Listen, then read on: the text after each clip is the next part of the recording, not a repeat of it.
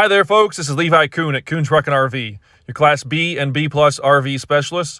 Please check out our website at truckandrv.com. That's truckandrv.com to view all of our inventory. I will put a direct link to this particular RV in the description below. If you follow that link, it's going to take you over to our website where you can see the pricing and the information on this unit. However, once this unit is sold, that link will be removed as that web page will no longer be live. We are a full-service dealer. We do offer warranty as well as financing packages. If you have any questions on those, give us a call in our office at 419-899-2020. Alrighty, folks, it's time for the inside portion of today's video tour. We are inside of this 2001 Roadtrek 200 Popular.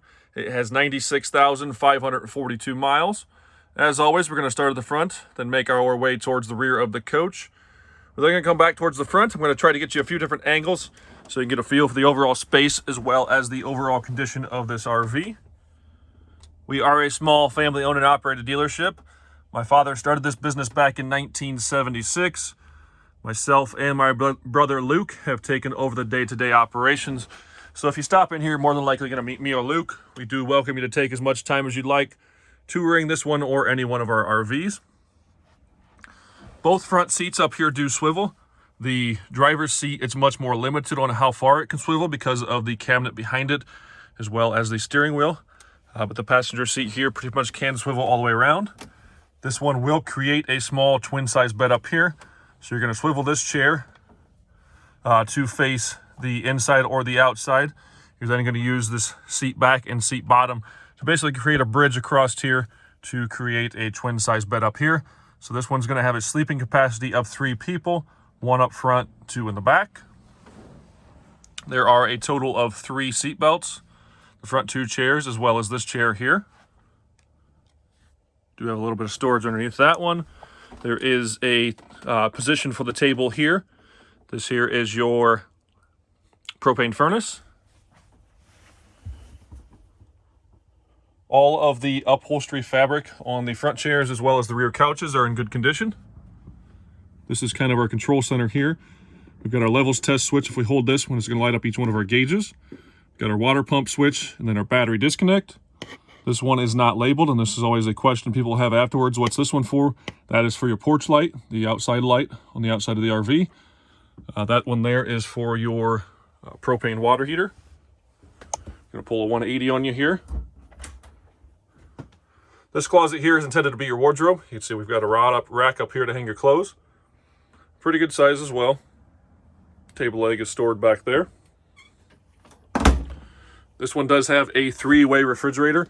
So this is going to run on 12-volt electricity, 110-volt electricity, or propane gas. It does have the small freezer compartment up top.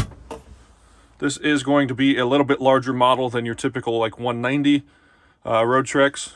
As you can see, a little bit taller refrigerator. Some of them are a little bit smaller than that. So it's kind of got the medium size. They do have a 200 that has a taller refrigerator that's actually placed back towards the back of the coach, but it's about yay tall. So this one is the medium size fridge. The microwave is directly over that. Pretty decent counter space here, you can see. We do have a cutting board cover for the sink. Single basin kitchen sink, chrome faucet. So if you need more counter space, you can place that on top of the sink and use that for counter space. 2-burner cooktop, range hood. Roadtrek, as well as most of these Class B manufacturers, are pretty good about utilizing all the space for storage.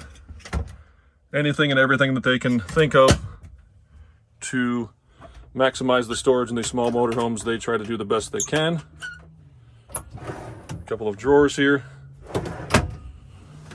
A little bit of storage underneath the sink. At the very bottom there, you can see those hoses. That's the back of the water heater.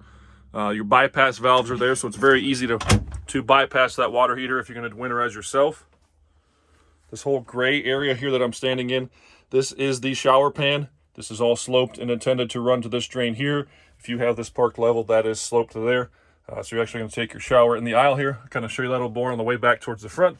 The restroom shower is here. That door swings towards the front. So again, I'm going to show you that on the way back towards the front. This being the Popular floor plan, this is intended to sleep lengthwise in this unit.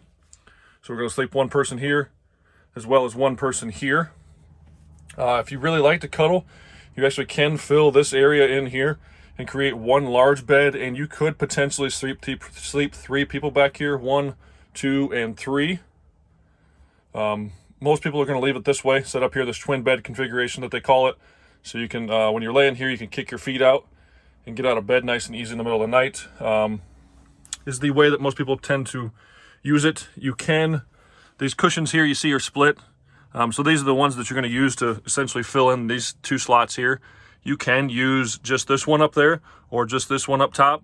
So if you wanted to create a bed that was basically the twin bed with this top section filled in, so you got a little more width up top where your shoulders and stuff are, you can do that. You can create more width for your shoulders, but still leave this section here open, again, to kick your feet out if you need to in the middle of the night. We did replace the original TV in this one. This is a 15.5-inch flat screen with built-in DVD player. It does swivel here, so you can kind of angle that wherever you want, as well as you could turn it around to the front if you're doing your lounging or drinking your coffee in the morning, reading newspaper. You can swivel that to the front and watch TV as well while you're up front. More storage in this cabinet here.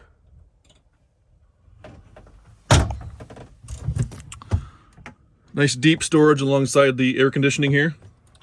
The same on both sides. This is a window style air conditioning. So if that ever goes bad, it's not too terribly hard to change.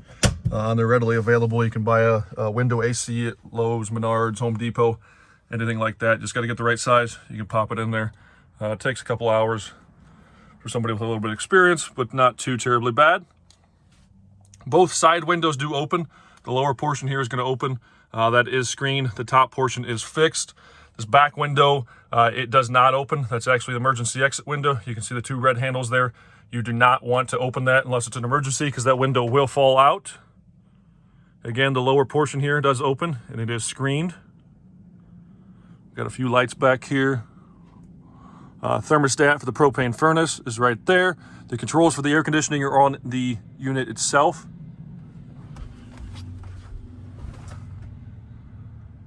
Overall, as you can see, all the cushions, everything are in good shape. Nothing under that one there. Got our fuse panel and circuit breakers. Remote start for our Onan 2800 generator, showing, I believe, 160 hours.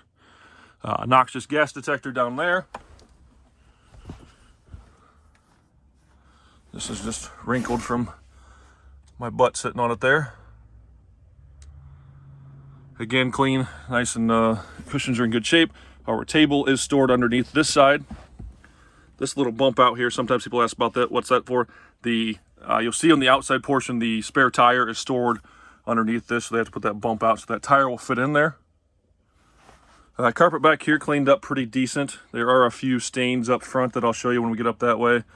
You might see a few little spots here, but overall for an 01 carpet cleaned up pretty good in the back here. A few more maybe coffee stains up front. And I'm going to pause for a second here, open up the bathroom, and we'll get back to it. For those of you that follow our channel, you kind of know how these Roadtrek baths work. For those of you that do not, I'm going to kind of explain this to you here.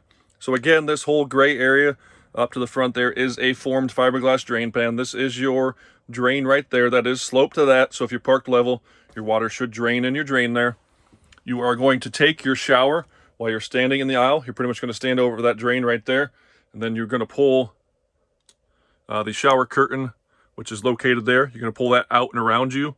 On the track there, you can open up the fantastic fan to circulate air while you're showering if you'd like to, but you're pretty much going to stand in the aisle, pull the curtain around you, take your shower.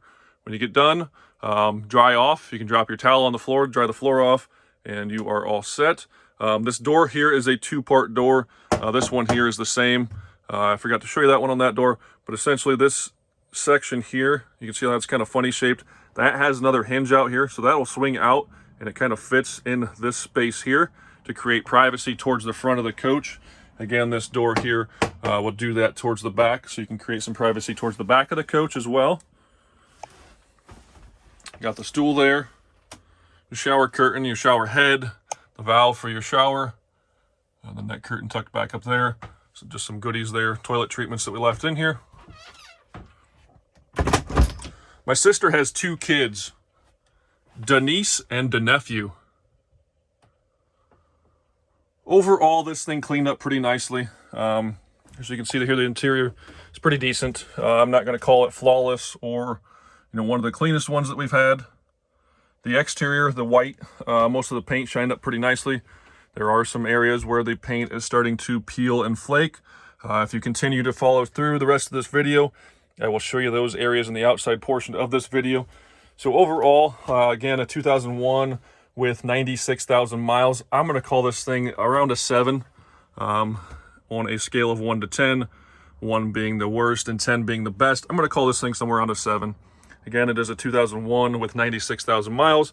Interior cleaned up pretty well with a few minor exceptions.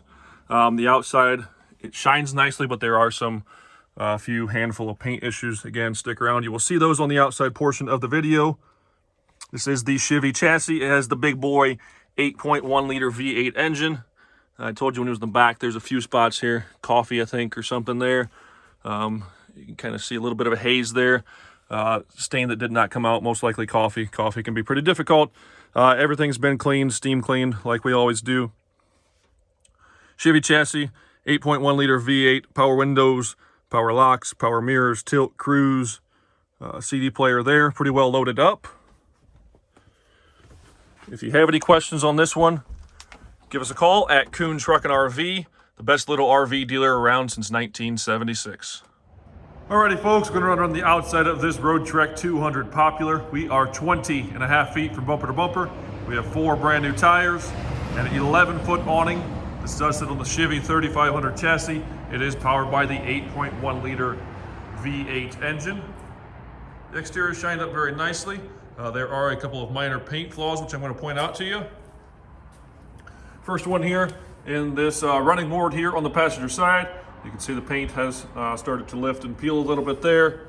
Again, same thing pretty much right here where those seams are. There is a scratch along the bottom. Somebody rubbed a curb or something there. It's not broken, but it is scratched. The rest of this passenger side looks pretty good overall. Stripes for a 2001 are actually in pretty good shape. Roadtrek 200 Popular. Again, the awning is an 11-footer. Nice big pass-through storage here on the rear end of these 200 models. See our spare tires there. Jack and tools for that spare tire. Our awning, crank, as well as center support rod are there. And again, you can see that it is a pass-through storage. Coming around to the rear of the coach. Got our tow package down bottom. License plate mounts right here. That flips up to give you access to your propane tank.